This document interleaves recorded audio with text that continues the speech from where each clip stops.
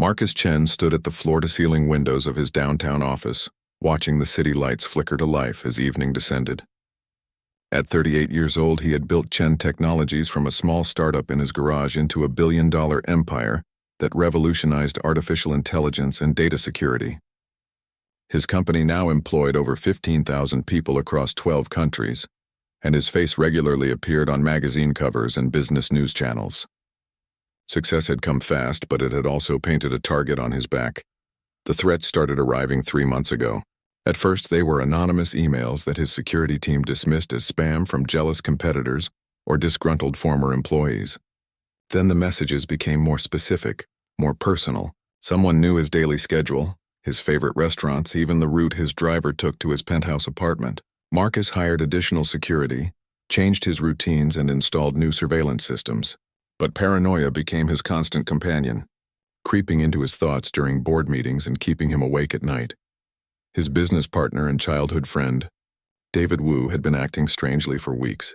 They had built Chen Technologies together, two ambitious computer science graduates with big dreams and empty pockets.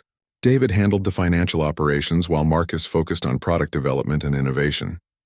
Their partnership had been rock solid for 15 years, or so Marcus thought. Recently, David avoided eye contact during meetings, made excuses to skip their weekly dinners, and seemed nervous whenever Marcus asked about quarterly financial reports. Marcus tried to push away his suspicions. David was family, the brother he never had. They had survived countless challenges together, from nearly going bankrupt in their second year to fighting off hostile takeover attempts from larger corporations. But the numbers were not adding up. Money was disappearing from accounts, and David's explanations grew increasingly vague and defensive. Marcus finally hired a private forensic accountant to investigate discreetly, unwilling to believe his closest friend could betray him. The report arrived on a Wednesday afternoon, delivered in a sealed envelope by a serious-looking woman in a gray suit. Marcus sat alone in his office, hands trembling as he read through pages of evidence. David had been embezzling funds for over 2 years, siphoning millions into offshore accounts. But the betrayal went deeper than simple theft. David had been selling company secrets to their biggest competitor, Nexus Corp, jeopardizing patents worth hundreds of millions of dollars. Worse still, the forensic accountant found communications between David and unknown parties, discussing plans to remove Marcus permanently from the company and his life. Marcus felt his world crumbling around him. The friend he trusted with everything had been plotting against him, motivated by greed and jealousy. David resented living in Marcus's shadow, tired of being seen as the sidekick rather than an equal partner. The threatening messages, Marcus now realized, had likely come from people David hired to intimidate him, to make him paranoid and unstable. The plan was working. Marcus had barely slept in weeks. His judgment was clouded by stress, and he had started questioning everyone around him. He needed proof that would hold up in court, evidence that could not be disputed or explained away. Marcus decided to confront David, but carefully.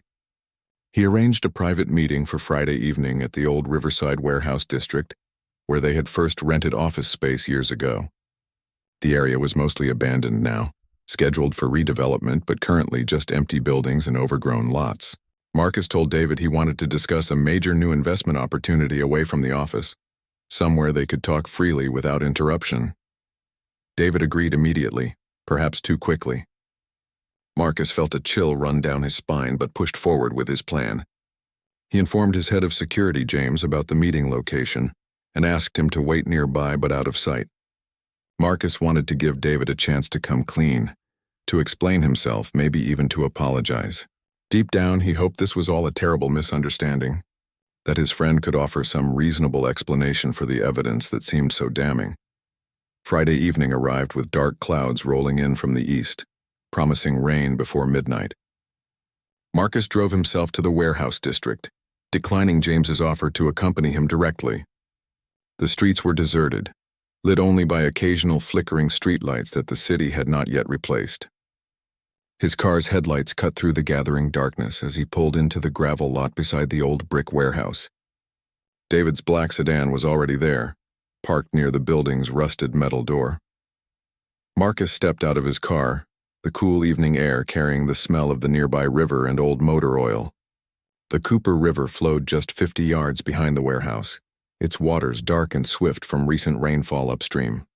He could hear it rushing past, a constant low roar that filled the silence. David emerged from the shadows near the warehouse entrance, hands in the pockets of his expensive coat, his expression unreadable in the dim light. They walked toward each other slowly, and Marcus noticed David was not alone. Two large men in dark clothing stood behind him, their faces hidden by shadows. Marcus stopped walking, his instincts screaming danger. This was not a business meeting. This was something else entirely. David's face finally came into the light from a nearby street lamp, and Marcus saw something there he had never seen before in his friend's eyes. It was cold calculation mixed with desperate fear, the look of a man who had gone too far to turn back now, and was committed to seeing his plan through to its terrible end. Marcus reached for his phone to call James, but before his hand touched his pocket, the two men rushed forward with frightening speed. He tried to run, to scream for help, but a heavy fist connected with his jaw, sending stars exploding across his vision. He fell hard onto the gravel, tasting blood, his ears ringing from the impact. Strong hands grabbed his arms, lifting him roughly to his feet. Marcus struggled, but these men were professionals, trained and efficient. They dragged him toward the river's edge while David followed behind, his face pale but his steps determined. The riverbank was steep and muddy, dropping 15 feet down to the rushing water below. Marcus fought with everything he had, kicking and twisting, but the men were too strong. David finally spoke, his voice barely audible over the river's roar. He said he was sorry, that it did not have to be this way, that Marcus had left him no choice. The words were hollow, rehearsed, the justifications of a guilty conscience trying to ease its burden. Marcus looked into his former friend's eyes one last time and saw only weakness there, the cowardice of a man who destroyed others rather than face his own failures. The men threw Marcus over the embankment. He tumbled down the muddy slope, branches and rocks tearing at his clothes and skin before he hit the freezing water with a shock that drove all air from his lungs. The current was impossibly strong, pulling him under immediately, spinning him in darkness. He broke the surface gasping, arms flailing, but the river dragged him down again. His expensive suit became a weight trying to drown him, and his leather shoes filled with water like anchors. The cold was everywhere, numbing his limbs, slowing his thoughts. Marcus fought to keep his head above water, but the river was winning, pulling him deeper into its dark embrace as consciousness began to slip away. Grace Williams finished her evening shift at the Riverside Hotel at exactly 9 o'clock, just as she had done for the past 6 years. At 43 years old, she worked as a senior housekeeper, responsible for maintaining the top-floor suites where wealthy business travelers stayed during their visits to the city. The job was exhausting, with 12-hour shifts that left her feet aching and her back sore, but it paid enough to support her teenage daughter and keep a roof over their heads in a small apartment across town. She walked through the hotel's back exit into the employee parking lot, pulling her worn jacket tight against the evening chill. The lot was nearly empty at this hour, just a few scattered cars belonging to night shift workers. Grace had taken the bus to work that morning because her old Honda needed repairs she could not yet afford. So tonight she faced the long walk to the nearest bus stop 6 blocks away. She did not mind the walk usually, as it gave her time to decompress after dealing with demanding guests and their endless requests. The route home took her past the old warehouse district, an area she normally avoided after dark. But tonight she was tired, and the shortcut would save her 15 minutes and spare her aching feet. The streets were quiet and poorly lit, but Grace had grown up in tough neighborhoods and knew how to stay aware of her surroundings. She kept her phone in her hand, walked with purpose, and avoided looking vulnerable or lost. As she passed the abandoned warehouses, a sound cut through the night air that made her freeze in her tracks. It was faint at first, barely distinguishable from the rushing water of the nearby Cooper River, but unmistakably human. Someone was in the water and they were in serious trouble. Grace had lived near rivers her whole life and recognized the sound of a person drowning, the desperate gasps and thrashing that signaled imminent death. Every instinct told her to keep walking, to call emergency services and let professionals handle it. She had a daughter waiting at home, homework to check, and dinner to prepare. Getting involved in dangerous situations was not her responsibility. But Grace's father had been a firefighter who died saving others when she was just 12 years old. And he had taught her that turning away when someone needs help was the same as being responsible for what happens to them. She could not walk past someone dying, not even to protect herself. Grace ran toward the riverbank, her heart pounding, phone already dialing emergency services as her feet carried her through the overgrown lot. The operator answered, and Grace breathlessly explained the situation while scanning the dark water for any sign of the person in distress. The river was wide here and moving fast, swollen from recent storms upstream. She could barely see anything in the darkness except the reflected lights from the distant city, creating patches of illumination on the churning surface. Then she saw him, a dark shape bobbing in the current about 20 yards downstream, arms weakly reaching upward before disappearing beneath the surface again. The emergency operator was telling Grace to stay back. That help was on the way, that she should not enter the water under any circumstances. But Grace knew from growing up near rivers that minutes mattered in drowning situations, and help was at least 10 minutes away based on the operator's estimate. By then, this person would be gone. Another tragedy in a city that saw too many. Grace kicked off her shoes and threw down her jacket without conscious thought, muscle memory from summers spent swimming in lakes and rivers as a child taking over. She was not a strong swimmer anymore. Years of long work hours and little exercise had weakened her body, but she had been excellent once. The riverbank was steep and muddy, and she half slid down it, grabbing at roots and rocks to control her descent until she reached the water's edge. The cold hit her like a physical blow when she entered the river, stealing her breath and making her muscles seize momentarily. The water was much colder than she expected, and the current was stronger than it looked from the bank. Grace forced herself forward, angling downstream toward where she had last seen the drowning person. The river fought her with every stroke, trying to sweep her away, pull her under, add her to its collection of victims. She saw him surface briefly 15 feet ahead, and she pushed harder, arms burning with effort, lungs screaming for air. He went under again, and panic surged through Grace. She dove beneath the surface, eyes open despite the murky darkness, hands reaching blindly. Her fingers brushed fabric, then found purchase on what felt like a jacket or shirt. She grabbed tight and kicked upward with everything she had, dragging the dead weight with her.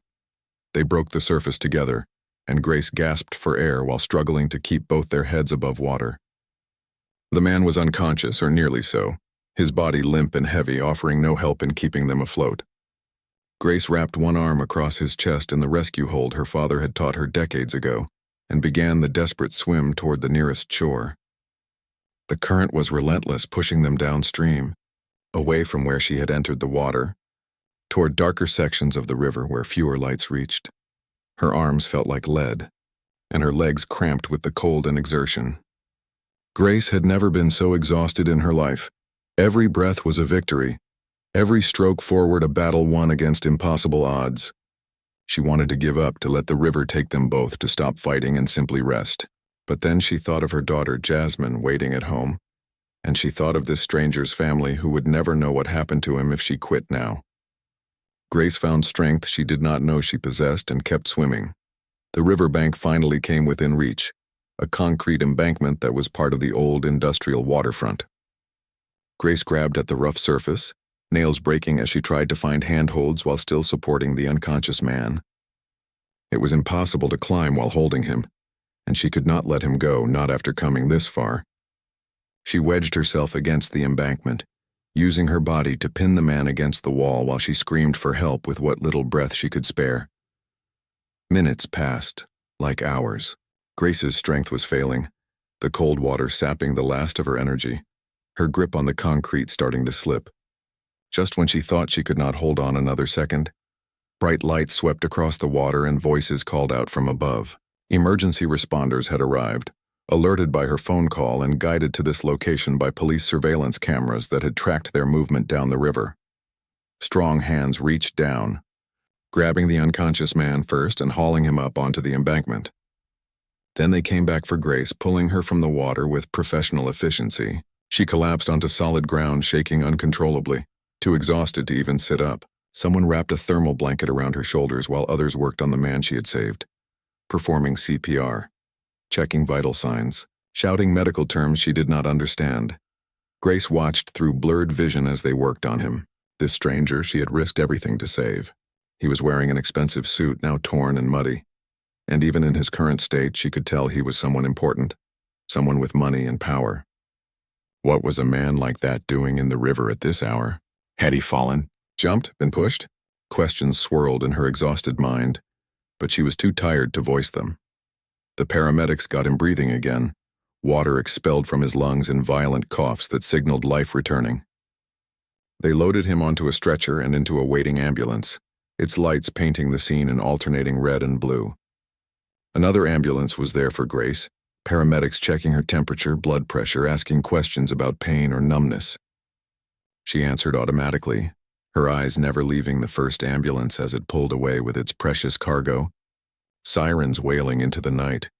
A police officer approached with a notebook, wanting her statement about what happened. Grace told him everything she could remember, though it all felt like a dream now, fragmented and surreal.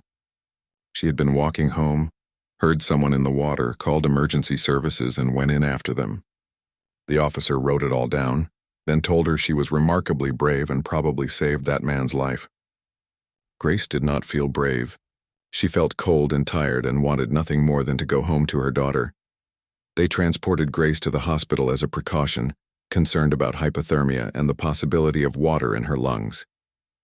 In the ambulance, wrapped in heated blankets with warm fluids being pumped into her veins through an IV, Grace finally allowed herself to close her eyes and rest. She had done something impossible tonight, something that would change her life in ways she could not yet imagine.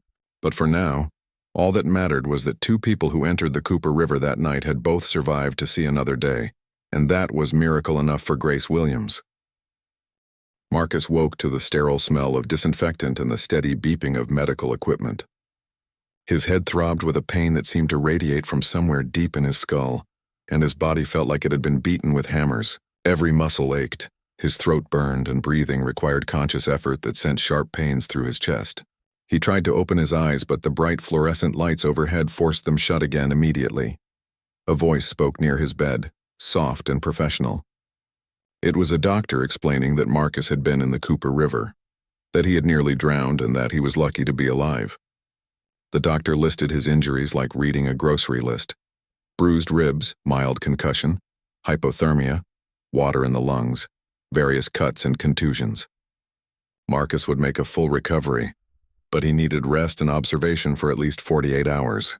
The police wanted to speak with him when he felt strong enough, as the circumstances of his ending up in the river were unclear and potentially criminal.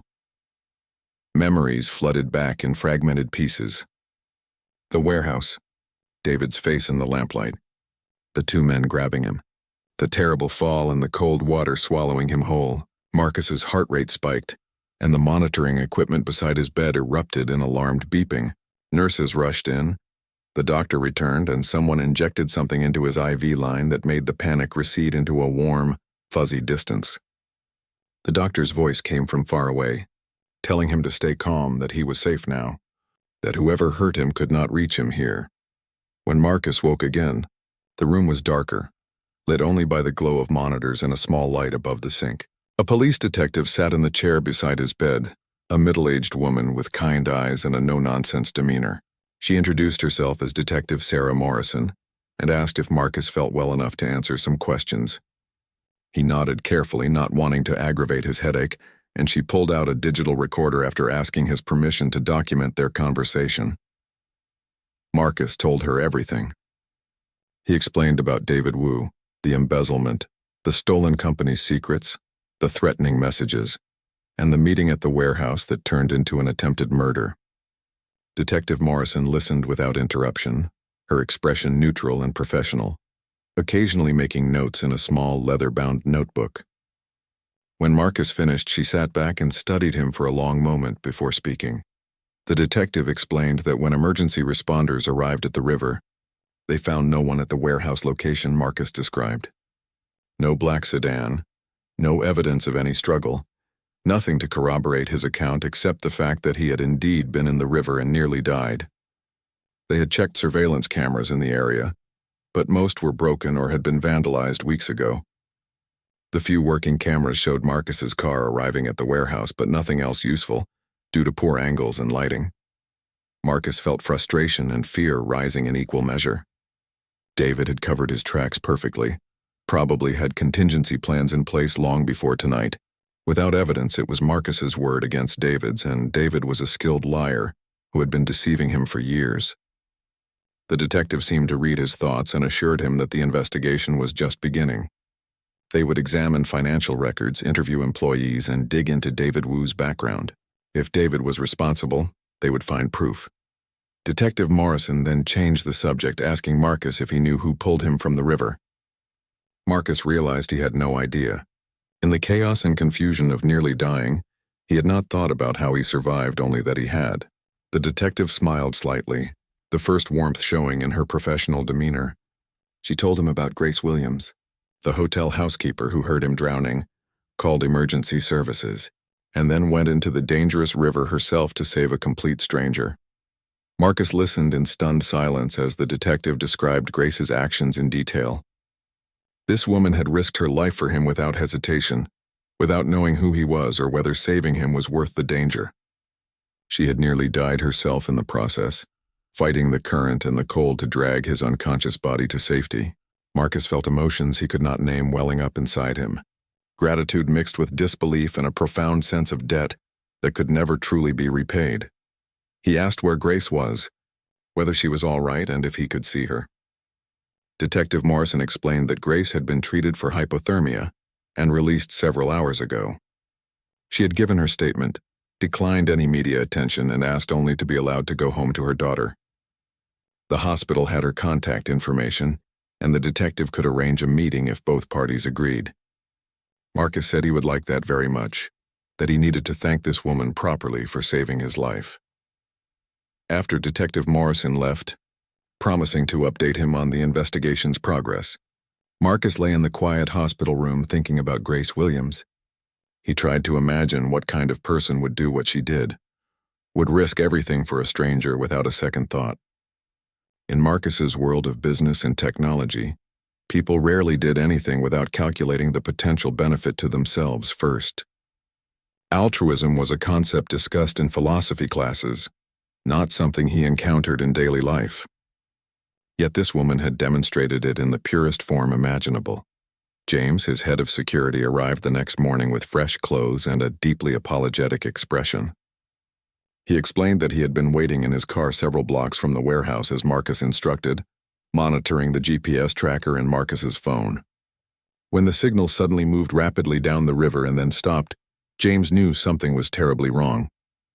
He called emergency services immediately and raced to the location, arriving just after the ambulance. James blamed himself for not insisting on closer surveillance, for following Marcus's instructions instead of his own instincts. Marcus reassured James that this was not his fault, that David had planned this carefully and would have found a way regardless. What mattered now was building a case against David and his accomplices, ensuring they faced justice for what they had done. James nodded grimly and reported that David had been at the office this morning, acting concerned and surprised when told that Marcus was hospitalized. David had visited the hospital earlier, but was turned away by police, who were treating this as a potential crime scene. The hospital kept Marcus for observation for 2 more days, during which time he received a constant stream of visitors, business associates, board members, executives from Chen Technologies, all coming to express their concern and discuss company matters that could not wait. Marcus found their attention exhausting and insincere. Most of them saw him as a business asset, not a person, and their primary concern was how his hospitalization might affect stock prices and quarterly reports. The one visitor Marcus truly wanted to see did not come. Grace Williams had not responded to the messages the hospital forwarded on his behalf. Marcus understood her hesitancy. She was a private person who had done an extraordinary thing and wanted no recognition for it. But he needed to meet her, to look her in the eyes and express gratitude that no words could truly convey. He asked James to find out more about Grace, not to invade her privacy, but to understand who this remarkable woman was. The report James provided painted a picture of a life very different from Marcus's privileged existence. Grace was a single mother raising a teenage daughter alone. She worked long hours at a job that barely paid enough to cover rent and basic expenses. She had no savings, no safety net, and was one missed paycheck away from serious financial trouble. Despite these hardships, neighbors and co-workers described her as kind, generous and always willing to help others. She volunteered at her daughter's school, organized food drives for homeless families, and somehow maintained a positive attitude despite circumstances that would crush most people. Marcus felt ashamed when he read about Grace's life. He had billions of dollars, multiple homes, cars, investments, more wealth than he could spend in 10 lifetimes. Yet this woman with almost nothing had been willing to give her life to save his. The disparity felt obscene, a fundamental injustice in how the world distributed its resources. Marcus had always believed he earned his success through hard work and intelligence, but reading about Grace made him question whether luck and circumstance played larger roles than he wanted to admit. On his third day in the hospital, Marcus was finally cleared for discharge. James had arranged for a car to take him to his penthouse, where additional security measures had been implemented. But Marcus did not want to go home yet. He asked James for Grace Williams' address and insisted on making a stop before returning to his carefully protected life. James protested, citing security concerns and the risk of attracting unwanted attention to Grace, but Marcus was adamant. He needed to do this, and it needed to happen today. The drive across town took them from the gleaming downtown core where Marcus lived and worked into neighborhoods that grew progressively more worn and neglected. Paint peeled from buildings, sidewalks cracked and buckled, and people on the streets moved with the tired determination of those carrying heavy burdens. Marcus realized with uncomfortable clarity that he had been living in a bubble, surrounded by wealth and privilege, completely disconnected from how most people in his city actually lived. Grace's apartment building was a 3-story brick structure that had probably been nice 50 years ago, but now showed its age in every weathered surface. James parked the car outside and Marcus climbed out despite his security chief's continued objections. He walked up the cracked concrete steps to the building's entrance, found Grace Williams listed as apartment 2C, and pressed the intercom button before he could second-guess this decision. A teenage girl's voice answered, asking who was there. Marcus gave his name and said he was looking for Grace Williams, that he needed to speak with her about what happened at the river. There was a long pause, muffled voices in the background, and then the intercom went silent. Marcus thought perhaps they would not let him up, that he had made a mistake coming here unannounced. Then the door buzzed and he pushed it open, stepping into a dimly lit hallway that smelled of cooking and old carpet. He climbed the stairs to the second floor, his body still sore from his ordeal, and found apartment 2C at the end of the hall. Before he could knock, the door opened and Marcus found himself face to face with the woman who had saved his life. Grace Williams stood in the doorway wearing simple jeans and a sweater, her expression guarded but not hostile, her eyes studying him with an intensity that made Marcus feel suddenly self-conscious. Grace had not expected Marcus Chen to show up at her apartment. She had seen his face on billboards and magazine covers, knew he was one of the wealthiest and most powerful businessmen in the city, but she never imagined he would come to her neighborhood, climb her worn stairs, and stand at her door looking both grateful and uncomfortable. Behind her, Jasmine hovered in the small living room, eyes wide with curiosity and a hint of teenage skepticism about this unexpected visitor. Marcus struggled to find the right words. He had rehearsed a speech in the car, practiced expressions of gratitude that seemed appropriate and sincere, but now all those prepared words felt inadequate and hollow. Finally, he simply said thank you, his voice breaking slightly with emotion he could not hide. Grace nodded and invited him inside, though her body language suggested this was more out of politeness than genuine welcome. She valued her privacy and was clearly uncomfortable with the attention this situation had brought into her life. The apartment was small, but immaculately clean, with furniture that was old but well-maintained. Family photos covered one wall, showing Jasmine at various ages, always smiling, always the center of her mother's world. The space felt lived in and loved, a real home despite its modest circumstances. Marcus found himself envying the warmth here, something his expensive penthouse lacked despite all its luxury. Money could buy comfort, but it could not purchase the sense of belonging that emanated from these walls. Jasmine brought them tea, and Marcus noticed the careful way Grace had taught her daughter manners and hospitality, despite limited resources. The girl was polite but direct, asking Marcus bluntly why her mother had risked her life for someone she did not know. It was a fair question, one Marcus had been asking himself for days. Grace seemed embarrassed by her daughter's boldness but did not silence her. And Marcus appreciated the honesty more than polite deflection. Marcus explained what had happened that night, carefully editing out the violence and betrayal, focusing instead on how he ended up in the river and how Grace's quick thinking and courage had saved him. He told them both that what Grace did was extraordinary, that most people would have called for help and kept walking, that her decision to enter that dangerous water demonstrated a kind of bravery he had rarely witnessed. Jasmine's expression softened as she listened, pride in her mother evident on her young face. Grace remained quiet through most of the conversation, occasionally sipping her tea but mostly just watching Marcus with those penetrating eyes that seemed to see past his expensive clothes and carefully crafted public image. When he finally finished speaking, she set down her teacup and asked him directly what he wanted from her. The question caught Marcus off guard. He stammered that he wanted nothing, that he had come only to thank her and to see if there was anything he could do to repay her for saving his life. Grace's response surprised him further. She said she did not save him expecting payment or reward, that she would have done the same for anyone in that situation, and that she did not want her act of basic human decency turned into some transaction or business deal. Her words were not harsh, but they were firm, establishing clear boundaries that Marcus had not anticipated encountering. In his world, everything had a price. Every favor carried expectations of reciprocation, but Grace operated by different rules entirely. Marcus respected her position but could not simply walk away without doing something meaningful. He proposed several ideas: a financial gift, college fund for Jasmine, a new job with better pay and benefits. Grace declined each offer with the same patient firmness. She had her life, her routine, her independence, and she did not want charity from a wealthy stranger, even one whose life she had saved. Jasmine looked disappointed at her mother's refusals, clearly seeing the opportunities being turned away, but she remained silent out of respect for Grace's decisions. The conversation reached an awkward impasse.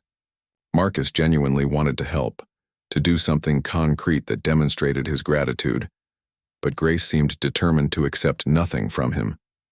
He realized that offering money or gifts might actually offend her, that she took pride in her self-sufficiency, and viewed his offers as suggesting she needed saving herself. It was a perspective Marcus had never encountered before, and it forced him to reconsider his assumptions about how the world worked and what people truly valued. Finally, Grace offered a compromise.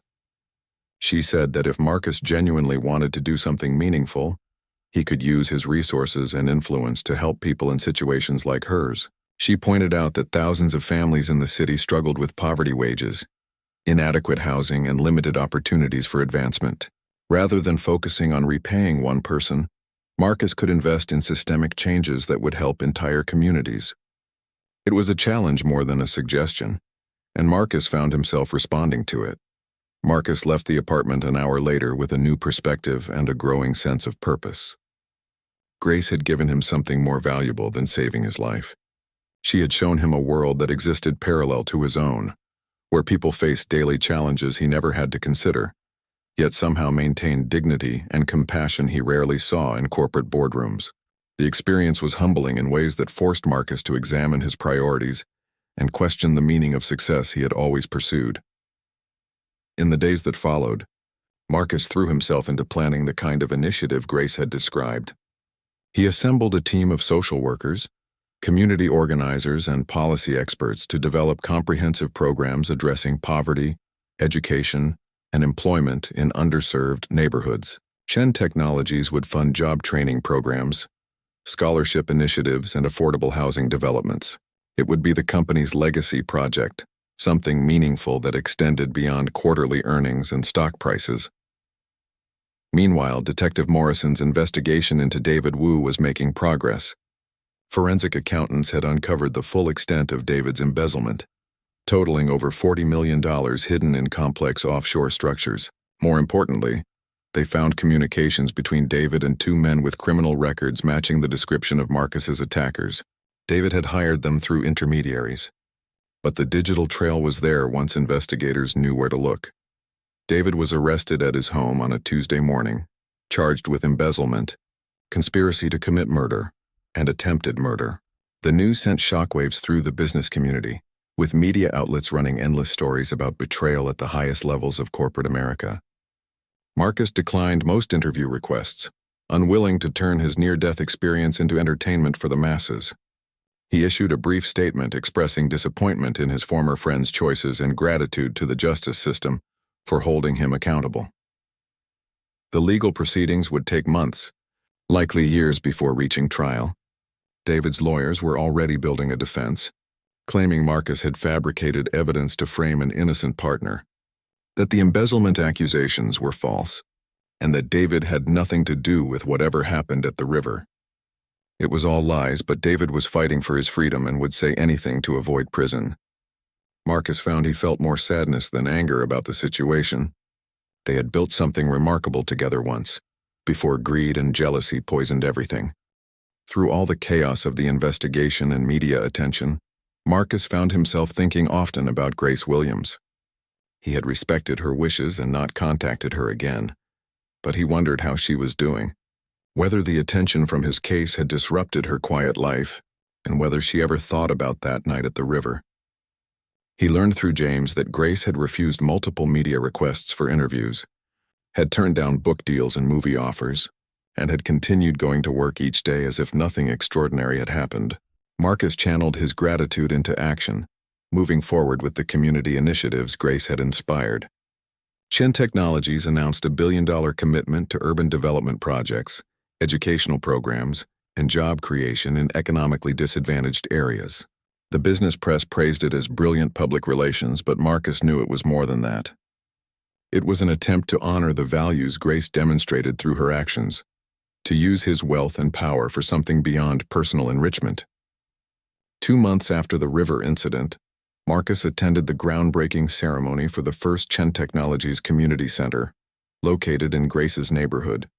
It would offer job training, tutoring services, healthcare access, and various support programs for families struggling with poverty. Marcus had not told Grace about the location, not wanting her to feel the project was somehow about repaying her specifically, but he hoped she would see it and know that her words had made a real difference.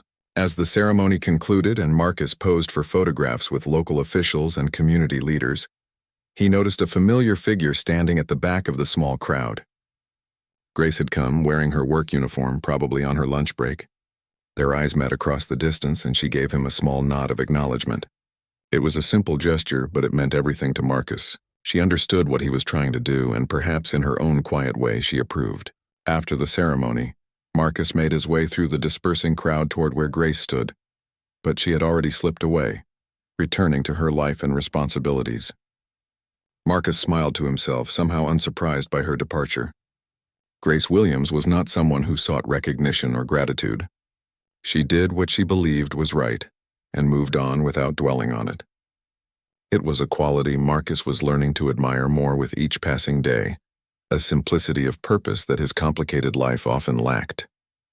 The media continued following the David Wu case obsessively, turning it into a cautionary tale about greed and betrayal. Marcus tried to distance himself from the spectacle, focusing instead on running his company and overseeing the community projects that now gave his work deeper meaning. He made changes to Chen Technologies' corporate culture as well, implementing ethical oversight committees, whistleblower protections, and transparency measures designed to prevent the kind of corruption David had perpetrated. Marcus also made changes in his personal life. He sold 2 of his 4 homes, donated the proceeds to charity, and downsized his lifestyle in ways that felt appropriate after everything he had experienced. He spent less time at expensive restaurants and exclusive clubs, and more time visiting the community centers and programs his foundation supported. People who knew him remarked on how much he had changed, how the near-death experience had transformed him from a driven businessman into someone more thoughtful and engaged with the world around him. 6 months after that night in the Cooper River, Marcus received an unexpected phone call. It was from Jasmine Williams, Grace's daughter, asking if they could meet. She explained that her mother did not know she was reaching out, but Jasmine wanted to talk to Marcus about something important. They agreed to meet at a coffee shop near Jasmine's school, neutral territory where they could speak privately without Grace knowing. Jasmine arrived right on time, her expression serious and determined. She thanked Marcus for everything he had done in the neighborhood, noting that several of her friends' parents had found better jobs through the training programs his foundation offered. Then she got to the real reason for the meeting. She explained that Grace had been having health problems, nothing life-threatening but serious enough to require medical attention that their insurance did not fully cover. Grace was avoiding treatment because she could not afford it and refused to take on debt or accept help from anyone. Marcus listened carefully, his heart sinking as Jasmine described her mother's situation. Grace had developed complications from her time in the freezing river water, respiratory issues that worsened whenever she caught a cold or was exposed to certain conditions at work. She needed treatment and possibly surgery, but the costs were beyond what their limited insurance would pay. Jasmine was terrified of losing her mother, but did not know how to help, did not know where to turn except to the man whose life her mother had saved. Marcus immediately wanted to help, wanted to pay for whatever treatment Grace needed without question or hesitation. But he also knew Grace well enough now to understand she would refuse direct financial assistance, would see it as charity she could not accept. Jasmine confirmed this, explaining that she had already tried suggesting they reach out to Marcus for help, and Grace had forbidden it absolutely. Her mother's pride was as strong as her courage, and she would rather suffer than feel indebted to anyone, even someone whose life she had saved. They discussed options for nearly an hour, trying to find an approach that would get Grace the care she needed without violating her independence or triggering her stubborn refusal of assistance. Finally, they developed a plan. Marcus would create a healthcare fund specifically for first responders and Good Samaritans who were injured while helping others. The fund would cover all medical expenses related to injuries sustained during rescue efforts, framed not as charity, but as a practical support system for people who risk themselves for strangers. Grace technically qualified as a Good Samaritan under this framework, having been injured while saving Marcus from drowning. The fund would cover her medical expenses as a matter of policy, not personal favor. It was a technicality, a way to help Grace without making it about repaying a debt. Jasmine thought her mother might accept help structured this way, especially if it also helped other people in similar situations. Marcus promised to set up the fund immediately and to make sure Grace received information about it through official channels rather than directly from him. Marcus worked quickly to establish the Good Samaritan Medical Fund, properly structured and legally sound, with clear eligibility criteria that Grace undeniably met. He funded it with $20 million initially, enough to help hundreds of people like Grace who had been injured while helping others. Within 2 weeks, the fund was operational, and Grace received a formal letter explaining her eligibility and encouraging her to apply for assistance with her medical expenses. Jasmine called Marcus a few days later with relief evident in her voice. Grace had been skeptical at first, suspicious of the timing and the convenient eligibility criteria, but she had spoken with the fund administrators who assured her this was a legitimate program available to anyone who qualified. The fact that other people would also benefit from the fund's existence seemed to make the difference. Grace had submitted her application and been approved within hours, her medical expenses covered in full. The trial of David Wu began on a cold morning in March, almost a year after the night Marcus was thrown into the Cooper River. The courthouse was packed with journalists, business associates, and curious observers wanting to witness the dramatic conclusion to a case that had captivated the city's attention for months. Marcus sat in the front row behind the prosecution table, determined to face his former friend and see justice served for the betrayal that had nearly cost him his life. David entered the courtroom in an expensive suit, his lawyers flanking him like bodyguards, his expression carefully neutral. He did not look at Marcus, kept his eyes forward, maintaining the illusion of innocence despite overwhelming evidence against him. The prosecution had built an airtight case with financial records, emails, phone records, and testimony from the 2 men David hired to kill Marcus. Those men had accepted plea deals in exchange for their testimony, describing in detail how David had paid them $50,000 each to eliminate his business partner. The trial lasted 3 weeks, a parade of witnesses and evidence that painted David as a man consumed by jealousy and greed. Former employees testified about David's resentment toward Marcus, his complaints about being overshadowed despite his contributions to the company.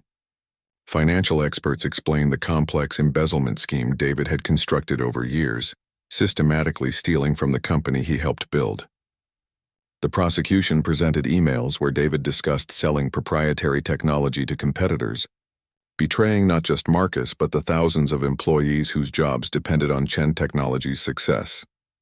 David's defense tried to paint him as a victim of Marcus's ambition, claiming he had been forced into unethical behavior by pressure from his domineering partner. They suggested the embezzlement was actually authorized compensation that Marcus later tried to characterize as theft to eliminate a rival. They claimed the attack at the warehouse never happened, that Marcus had fallen into the river accidentally and fabricated the assault story to frame David. It was a desperate strategy built on lies, but David's lawyers presented it with conviction and skill. Marcus took the stand on the trial's 8th day, describing in careful detail the events leading up to his near-death experience. He explained the evidence of embezzlement and corporate espionage, the decision to confront David privately, and what happened at the warehouse that night. Marcus kept his emotions controlled, speaking clearly and factually, refusing to let anger or hurt color his testimony.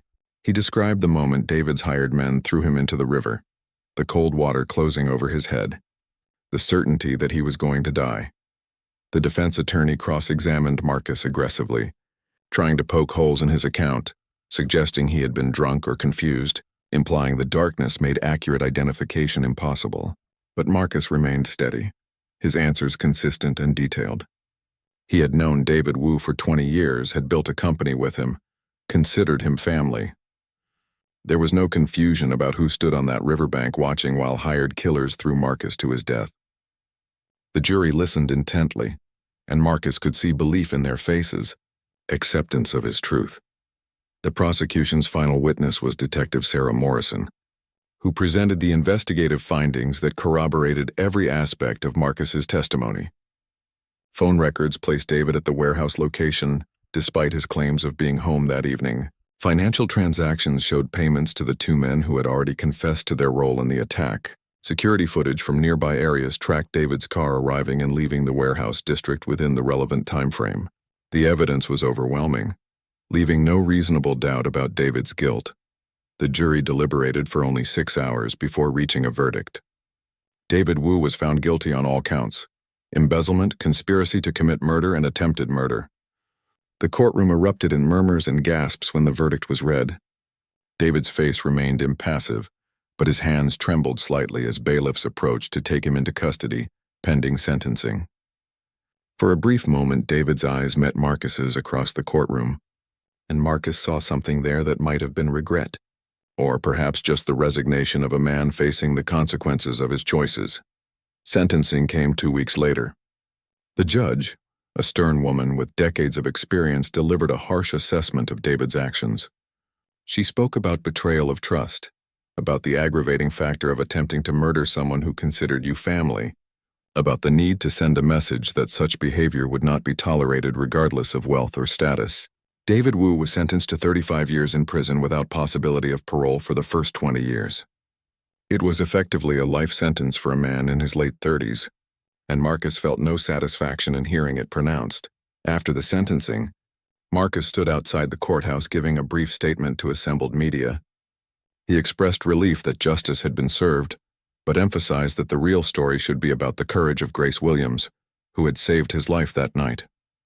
He redirected attention to the community programs Chen Technologies was funding, urging media coverage of positive change rather than the sensational aspects of betrayal and attempted murder.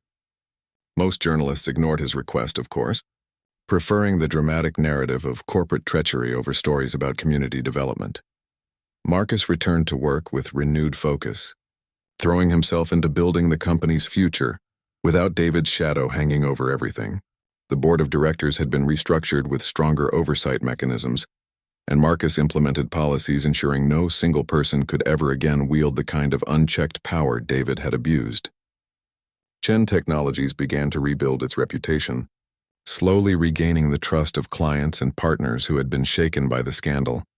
The community programs continued to expand, with more centers opening in neighborhoods across the city. Marcus visited them regularly, meeting families whose lives were being changed by access to education, job training, and healthcare resources his foundation provided.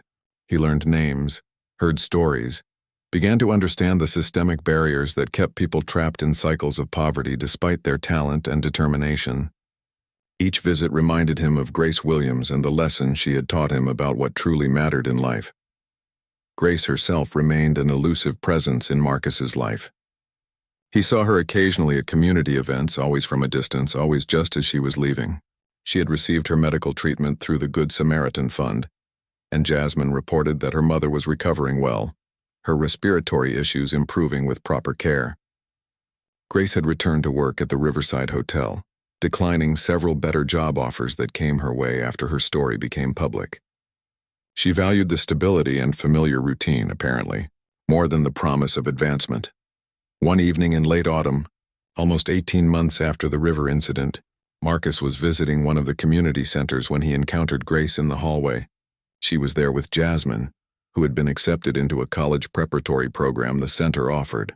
They nearly walked past each other, both surprised by the unexpected meeting, before Marcus gathered his courage and stopped to speak. He asked how she was doing, and Grace replied simply that she was well, that life was good, that Jasmine was thriving in her studies. They stood in that hallway making polite conversation for several minutes, both aware of the enormous event that connected them, but neither quite willing to discuss it openly. Other people moved around them, parents picking up children from after-school programs, staff members preparing rooms for evening classes, the normal activity of a thriving community space. In that ordinary moment, Marcus realized something profound. Grace had saved more than just his life that night in the river. She had saved his sense of purpose, his understanding of what success actually meant, his connection to the humanity he had lost somewhere in his pursuit of wealth and power. Before they parted ways, Marcus did something he had never done before. He told Grace honestly that she had changed him fundamentally, that everything good he had done since that night was inspired by her example. He explained that he finally understood why she had refused his offers of repayment, because what she had given him could not be quantified or reciprocated through any transaction. She had demonstrated a kind of goodness that existed independent of reward or recognition, and witnessing that had transformed his entire worldview. Grace listened quietly, her expression softening slightly. When Marcus finished speaking, she said something that would stay with him for the rest of his life. She told him that everyone has moments when they can choose to look away or step forward, to protect themselves or help others. She had made her choice at the river, and Marcus was making his choice now through the work his foundation was doing.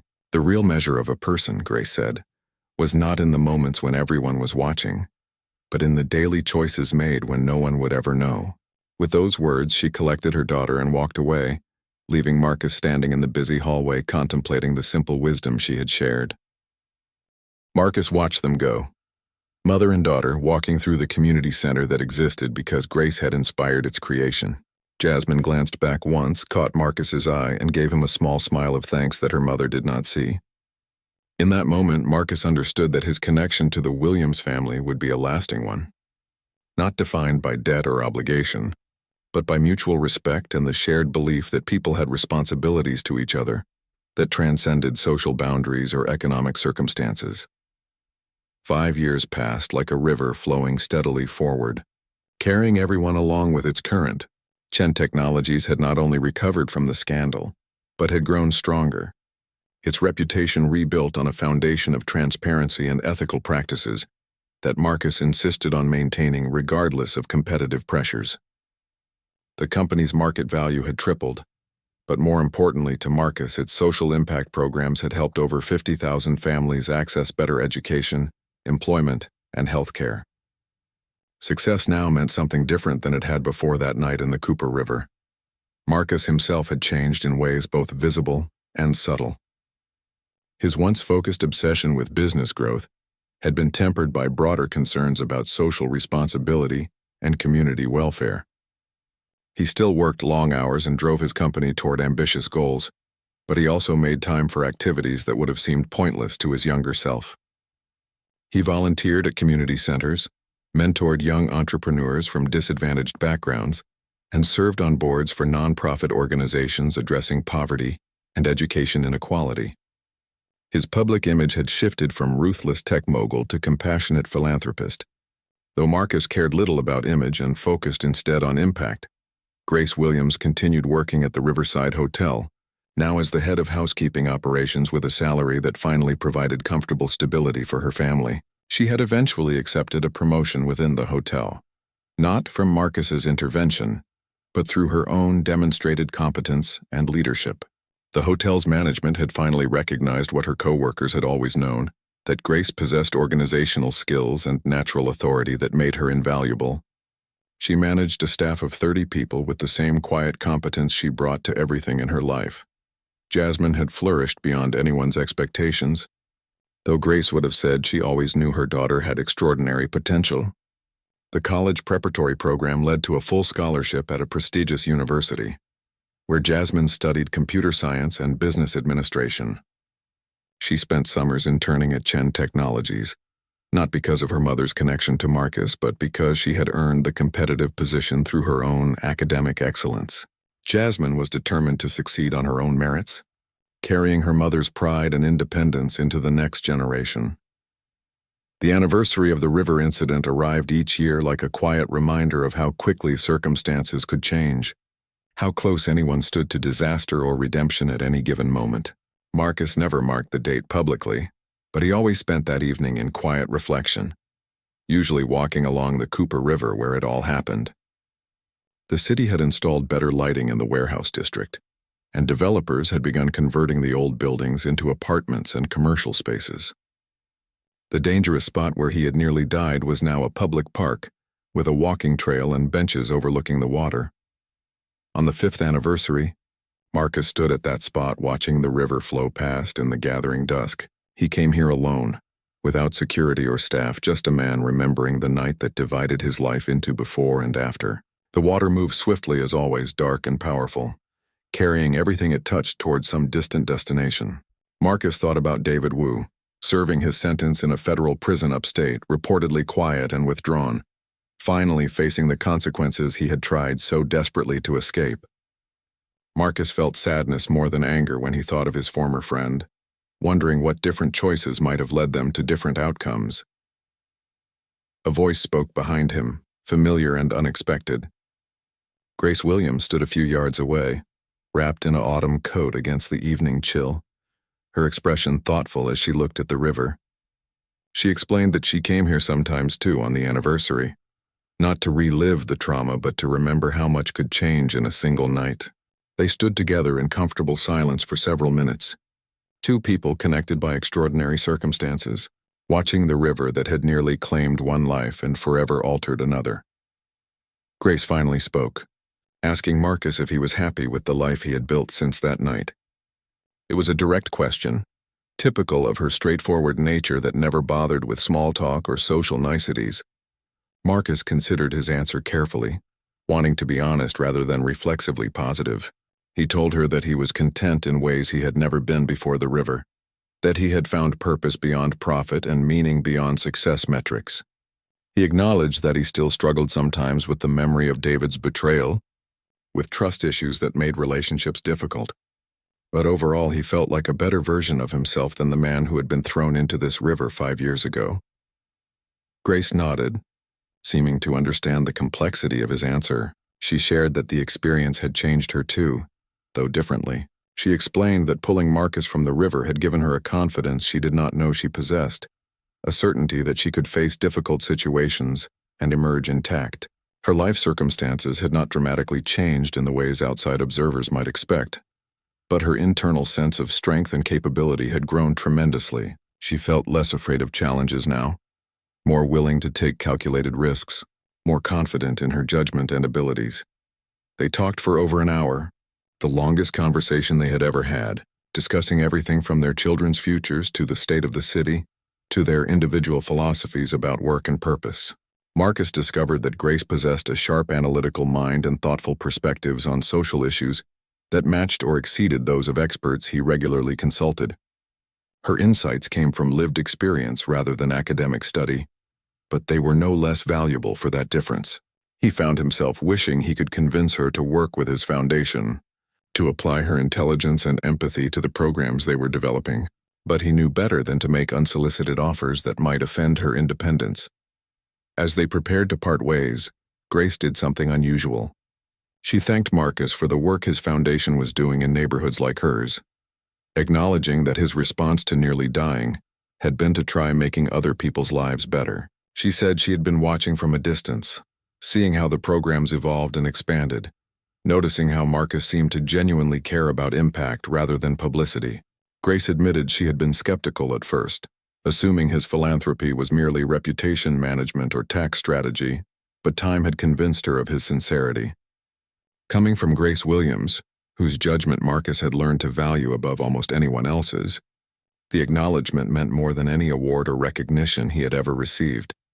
Marcus walked home that evening feeling something close to peace, a rare emotion in his complicated life. The next morning, he arrived at his office to find an unexpected proposal on his desk. The board of directors was recommending a major expansion of Chen Technologies' social impact division, with a suggestion that the company hire a chief social responsibility officer to oversee all community programs and philanthropic initiatives. It was exactly the kind of position that would benefit from someone like Grace Williams. But Marcus knew she would never apply for such a role, would view any suggestion that she do so as inappropriate pressure. Instead, Marcus instructed his human resources team to develop a comprehensive recruitment process for the position, one that would reach deep into communities rather than just targeting traditional candidates with impressive resumes and academic credentials. He wanted someone who understood poverty and inequality through experience, not just theory, someone whose values aligned with the work rather than viewing it as a career stepping stone. The job posting emphasized lived experience and community connections as valuable qualifications alongside professional credentials. The recruitment process took months. With hundreds of applications from qualified candidates across the country, Marcus stayed deliberately uninvolved in the selection, trusting his team to identify the best person for the role without his interference. He was therefore genuinely surprised when the hiring committee's final recommendation included Jasmine Williams among the top 3 candidates. She had applied without telling her mother, believing herself qualified despite her youth, and had impressed everyone with her combination of academic knowledge, technical skills, and deep understanding of the communities the program served. The committee was concerned about perception issues related to Jasmine's connection to Marcus through her mother, worried that hiring her might appear as favoritism rather than merit-based selection. Marcus reviewed her application materials and interview assessments carefully, finding nothing that suggested anything other than genuine qualification for the role. Jasmine had earned her place among the finalists through her own capabilities, and Marcus was determined that she would be evaluated on that basis alone. He recused himself from the final decision, instructing the board to select whichever candidate they believed would best serve the company's mission regardless of any external considerations. The board ultimately selected a different candidate, a 40-year-old social worker with 20 years of community organizing experience, who brought exactly the kind of grassroots perspective Marcus had hoped to find. But they offered Jasmine a different role, a newly created position as Deputy Director of Community Engagement that would allow her to develop her skills while contributing meaningfully to the programs. It was an impressive opportunity for someone fresh out of university, a genuine position with real responsibilities, not a token gesture based on her mother's connection to the CEO. Jasmine accepted the offer after a long conversation with her mother, who initially worried about the appearance of impropriety, but ultimately supported her daughter's decision to pursue an opportunity she had legitimately earned. Grace made Jasmine promise that she would work twice as hard as anyone else, that she would never trade on her mother's connection to Marcus, and that she would quit immediately if she ever felt she was being treated differently because of their history. Jasmine agreed to all her mother's conditions, determined to prove herself through performance rather than relationships. Marcus learned about Jasmine's hiring through official channels, receiving a memo about new appointments in the Social Impact Division. He felt genuine happiness at the news, pleased that Jasmine would have the opportunity to contribute to work he knew she cared deeply about, but he was careful to maintain appropriate professional boundaries. When Jasmine started work 2 weeks later, Marcus sent her the same welcome message he sent to all new senior staff, offering congratulations and support without any reference to their personal connection.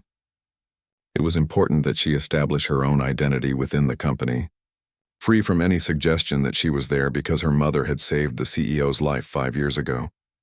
10 years after that night in the Cooper River, Marcus Chen stood before an audience of 500 people at the annual Community Impact Gala. Preparing to deliver a speech he had spent weeks crafting, the event celebrated a decade of Chen Technologies' social programs, which had grown from a single community center into a network of facilities serving over 200,000 people annually across 15 cities. The ballroom glittered with chandeliers and formal attire, but the real stars of the evening were the community members whose lives had been transformed by access to education, training, and opportunity. Marcus looked out at the assembled crowd, seeing familiar faces scattered throughout: board members and executives, community organizers and nonprofit leaders, families who had benefited from programs and volunteers who made them possible. In the third row sat Grace Williams, elegant in a simple dress, looking slightly uncomfortable in such formal surroundings, but present because Jasmine had insisted she attend. Beside Grace sat Jasmine herself, now 28 years old and recently promoted to Director of Community Partnerships. Her success earned through 5 years of exceptional work that had nothing to do with her mother's heroism or her connection to the CEO. Marcus began his speech not with statistics or achievements, but with a story. He described a successful businessman who had lost his way, who measured worth in dollars and influence, who surrounded himself with luxury while remaining blind to the struggles of people living just blocks from his downtown office. He described a night of betrayal and violence, cold water closing over his head, the certainty of death, and then the miracle of a stranger's courage. The audience listened raptly, most knowing the basic outline of the story, but hearing it now with emotional depth that Marcus had never publicly shared before. He spoke about Grace Williams without using her name at first, describing her as a woman who worked long hours for modest pay, who had every reason to keep walking when she heard someone drowning, who risked her life without hesitation, because it was simply the right thing to do. Marcus's voice cracked slightly with emotion as he recounted her pulling him from the river, fighting the current that tried to claim them both, refusing to give up even when exhaustion made survival seem impossible. The audience sat in absolute silence, feeling the weight of that moment and understanding that everything they were celebrating tonight traced back to one woman's extraordinary choice. Marcus then revealed Grace's identity, gesturing to where she sat, looking mortified by the sudden attention. He insisted the audience join him in acknowledging the person who had not only saved his life but had fundamentally changed his understanding of what mattered in the world. The crowd rose in a standing ovation that lasted several minutes, people applauding and cheering while Grace sat embarrassed but touched, tears glistening in her eyes despite her attempt to maintain composure. Jasmine held her mother's hand, her own face wet with proud tears as she watched the recognition Grace had avoided for a decade finally being acknowledged. When the applause finally subsided and the audience returned to their seats, Marcus continued his speech. He talked about the lessons Grace had taught him without intending to, about courage and humility, about helping others without expectation of reward, about maintaining dignity in difficult circumstances. He explained how her example had inspired every program and initiative his foundation had created, how her values had become the guiding principles for Chen Technologies' approach to corporate responsibility. Marcus acknowledged that he could never truly repay the debt he owed her, but he could honor her gift by trying to embody the kind of selfless service she had demonstrated. The speech concluded with Marcus announcing a new initiative, the Grace Williams Fellowship Program. It would provide full college scholarships, professional mentorship, and guaranteed employment opportunities to 100 young people annually from economically disadvantaged backgrounds. The fellows would be selected not just for academic achievement, but for demonstrated commitment to community service and evidence of the kind of character Grace exemplified. It was Marcus's way of multiplying her impact, ensuring that her courage that night would continue changing lives for generations to come. The audience erupted in applause again, and Marcus stepped away from the podium to take his seat. Grace approached him afterward during the reception when guests mingled and celebrated. She told him quietly that he did not need to create a fellowship program in her name, that she had just done what anyone should do in that situation. Marcus smiled and replied that very few people would have done what she did, and even fewer would have refused recognition for it as persistently as she had. He explained that the fellowship was not really about her, though it bore her name. It was about identifying and supporting young people who possessed her qualities of courage, compassion, and commitment to others. If she truly wanted to honor her own values, she would let him use her example to inspire and assist the next generation. Grace considered this argument, her sharp mind working through the implications and reasoning. Finally, she nodded her acceptance, understanding that sometimes allowing others to acknowledge you was itself a form of service, a way of inspiring people to reach for higher standards of behavior. She made Marcus promise one thing, that the fellowship would focus on substance over publicity, on genuinely helping young people, rather than promoting the Chen Technologies brand. Marcus agreed immediately, knowing Grace would not trust him if he tried to turn her name into a marketing tool. Jasmine joined them, beaming with pride at seeing her mother finally receive recognition she had always deserved. She confessed to Marcus that she had been working with his communications team for months, helping arrange this surprise for Grace. Jasmine had provided childhood photos, gathered testimonials from people Grace had helped over the years, and carefully planned how to honor her mother in ways that would be meaningful rather than merely showy. Grace pretended to be annoyed at her daughter's deception, but could not hide how touched she was by the thoughtfulness behind it. As the evening wound down and guests began departing, Marcus found himself reflecting on the decade that had passed since that terrifying night. David Wu had died in prison 3 years ago, a heart attack at 45 brought on by stress and poor health. Marcus had felt sadness at the news, mourning not the man David became, but the friend he once had been, the better person who had been lost somewhere along the way. The company David tried to destroy was now stronger and more successful than ever, but also more humane, more connected to the communities it served, more aware of responsibilities that extended beyond shareholder returns. Shared values rather than social expectations or strategic advantage. His wife, Dr. Rachel Okafor, ran a free medical clinic in one of the neighborhoods Chen Technologies served, and she challenged Marcus constantly to think bigger and more radically about social change. They had a daughter now, 18 months old and already displaying her mother's determination and her father's curiosity. Marcus was learning to be present for his family in ways his workaholic younger self would have considered impossible or unnecessary. Chen Technologies itself had become a model for how large corporations could balance profit with purpose, attracting talented employees who wanted to work for a company whose values aligned with their own. Competitors initially mocked the community programs as expensive public relations, but eventually began imitating them when they realized that doing good was also good business. Marcus took quiet satisfaction in knowing that his company's example had influenced industry practices beyond what any single set of programs could achieve alone. The community centers and programs had helped tens of thousands of families access better opportunities, breaking cycles of poverty that might otherwise have persisted for generations. Marcus received letters regularly from people whose lives had been changed by scholarships, job training, healthcare access, or other support his foundation provided. He read every letter personally, each one a reminder that abstract numbers about impact represented real human beings with dreams and struggles and potential. The work was never finished, there was always more need than resources, but progress was being made in measurable and meaningful ways. Grace continued working at the Riverside Hotel, content in her role and respected by colleagues who valued her steady leadership. She had quietly declined several higher-paying opportunities over the years, preferring stability and meaningful work to constant advancement. She volunteered regularly at the community center in her neighborhood, teaching financial literacy classes to other single mothers, sharing the knowledge she had gained through years of carefully managing limited resources. Her life remained modest by most standards, but she had everything she needed, and the satisfaction of knowing she had raised a remarkable daughter and helped countless others along the way. Jasmine had become exactly the kind of leader the social impact sector needed.